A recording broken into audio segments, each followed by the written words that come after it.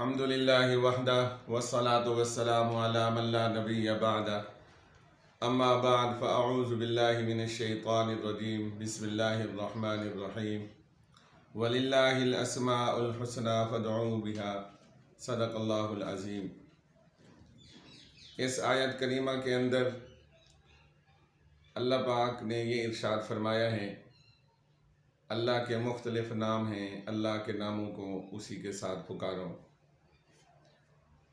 میں آج اس قرآن پاک کی بابرکت آیت مبارک کے ذریعے سے اپنے چینل سید محمد آصف شاہ بخاری کا افتتاح کر رہا ہوں۔ اس چینل کا بنیادی مقصد یہ ہے کہ ہم اس کے اندر قرآن پاک کی اشاعت، رسول پاک صلی اللہ تعالیٰ علیہ وسلم کی سنت، صحابہ کرام، خلفائے راشدین، امہات المومنین پر ہونے والے اعتراضات کا جواب، اسلام پر ہونے والے اعتراضات کا جواب، اور خلفائے راشدین، امہات المومنین، صحابہ کرام رضوان اللہ تعالیٰ علیہم اجمعین کے فضائل و منقبت کو بیان کیا جائے گا۔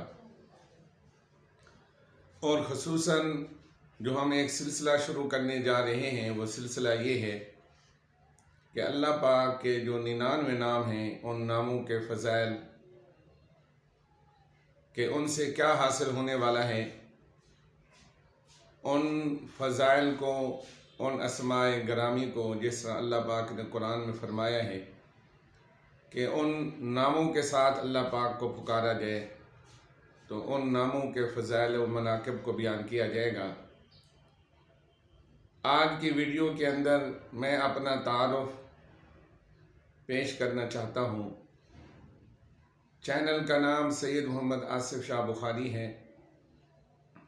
میں نے 1984 کے اندر قرآن پاک مکمل حفظ کر دیا، اور اس کے بعد راولپنڈی کے اندر تبلیغی مرکز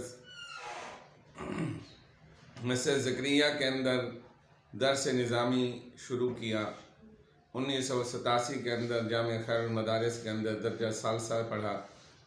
1991-92 کے اندر درس نظامی سے فراغت حاصل کی، اور اس کے بعد 1993-94 کے اندر امین اکاڑوی رحمۃ اللہ علیہ تعالیٰ کے ہاں میں نے مختلف فرق باطلہ اور مختلف مذاہب کا مطالعہ کیا، رد عیسائیت، رد قادیانیت، رد رافضیت، رد مودودیت، رد غیر مقلدیت اور دیگر مختلف فتنوں کے بارے میں تعلیم حاصل کی۔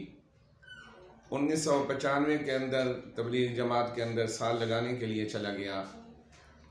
وہاں سے جب واپس آیا تو جس طرح 1991 کے اندر امامت خطابت شروع کی، 1991 سے لے کر 1995 تک ملتان کے اندر، 95 سے لے کر 2001 تک راولپنڈی کے اندر، 2001 سے لے کر دوبارہ پھر ملتان کے اندر 2009 کے اندر امامت خطابت، درس و تدریس، خصوصی طور پر حفظ کے بچوں کو قرآن کی تعلیم دیتا رہا۔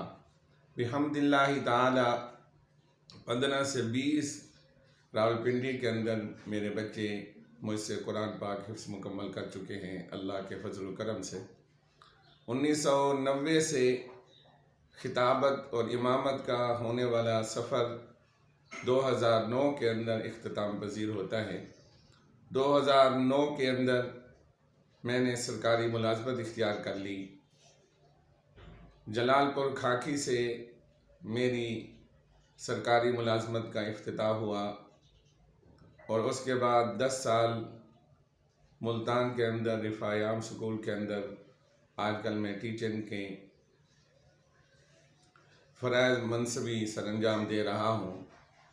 1992 کے بعد میں نے میٹرک کی، اور 2009 کے اندر جب میں سرکاری ملازمت کے اندر آیا تو میں نے FA کی، BA کی اوپن یونیورسٹی سے۔